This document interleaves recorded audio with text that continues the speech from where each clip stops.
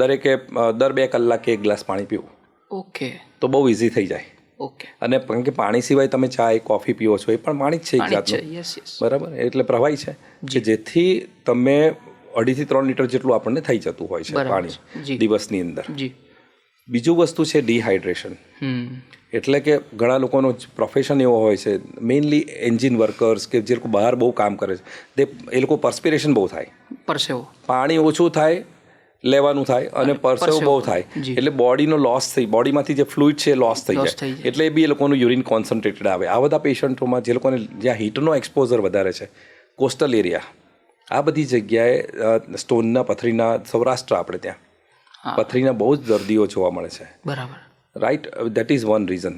Second important reason છે કે ફૂડની અંદર ધારો કે તમે ઓક્ઝેલેટ કન્ટેનિંગ ડાયટ વધારે લો એટલે તો તમને ઓક્ઝેલેટનો સ્ટોન થવાની જાતના પ્રકારના સ્ટોન હોય છે. Calcium oxalate stone, calcium triple phosphate stone, કે યુરિક એસિડ સ્ટોન. ઘણા લોકો મીટ ને માંસ ને વધારે ખાતા હોય છે, એ લોકોમાં યુરિક એસિડ સ્ટોન્સ બહુ જોવા મળે છે નોન વેજીટેરિયન્સની અંદર. સો ફૂડ. Third is genetically. ઘરમાં કોઈને પથરી થઈ હોય તો એવી વ્યક્તિને પથરી થઈ શકે.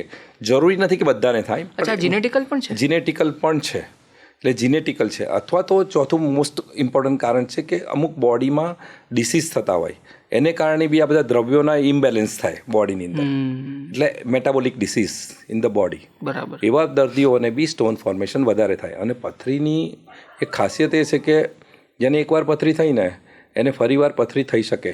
એટલે એવું કહેવાય છે કે once A stone former is always A stone former. બરાબર છે. અચ્છા. લગભગ 50% જેટલા દર્દીઓને 10 વર્ષની અંદર ફરીવાર પથરી થઈ શકે. બરાબર.